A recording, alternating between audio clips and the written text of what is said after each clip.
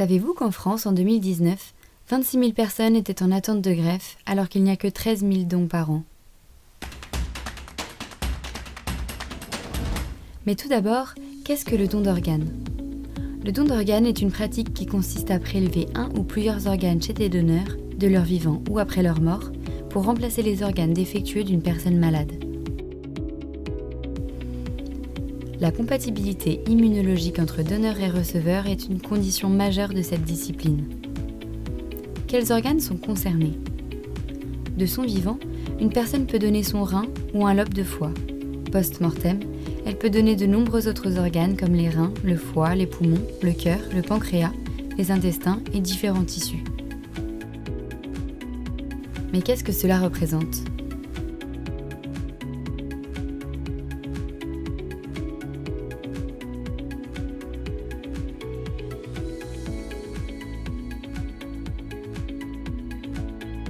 Et que dit la loi dans tout ça?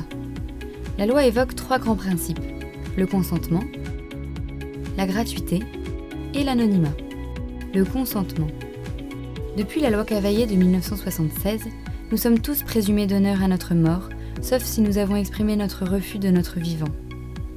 L'équipe médicale vérifie donc que le défunt n'est pas inscrit sur le registre national des refus, et si ce n'est pas le cas, demande aux proches du défunt s'il n'a pas fait valoir de son vivant son opposition à l'écrit ou à l'oral.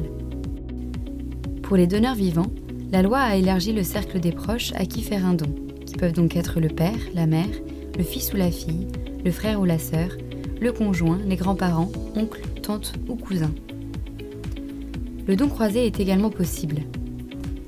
Si une personne souhaite donner son rein à un proche, mais qu'ils ne sont pas compatibles, il peut être inclus dans le fichier des donneurs, et son rein pourra être proposé à un autre receveur compatible si celui-ci a également un proche disposé à donner son rein.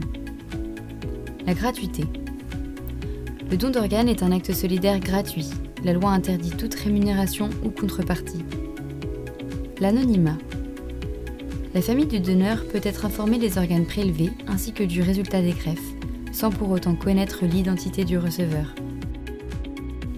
Quels sont les enjeux du don d'organes? L'enjeu majeur est de préserver la gratuité et le consentement. Pour augmenter le nombre de greffons, des pistes sont explorées. Elles posent des enjeux éthiques sérieux.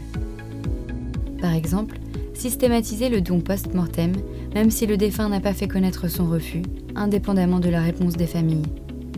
Les professionnels de santé se sont élevés contre cette pratique inhumaine. Une autre piste déjà lancée est d'ouvrir le prélèvement à de nouvelles catégories de donneurs, comme la catégorie Maastricht 3, comprenant des personnes en grave état de santé, pour lesquelles une décision de limitation ou d'arrêt programmé des thérapeutiques doit être prise. En principe, les décisions d'arrêt de traitement et de prélèvement sont distinctes, mais on peut craindre que l'ordre de décision ne s'inverse et qu'un arrêt de traitement soit décidé en vue d'un prélèvement d'organes. Le patient serait donc un moyen plus qu'une fin.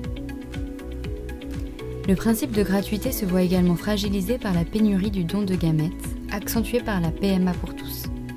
Le risque est de voir le recrutement de donneurs de gamètes par des motivations d'indemnisation ou d'achat à l'étranger.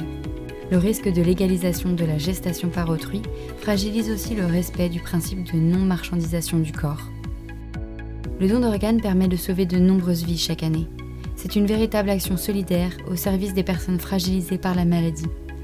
Mais il fait face à de nouveaux enjeux majeurs qui nécessitent de rester vigilant pour éviter toute dérive.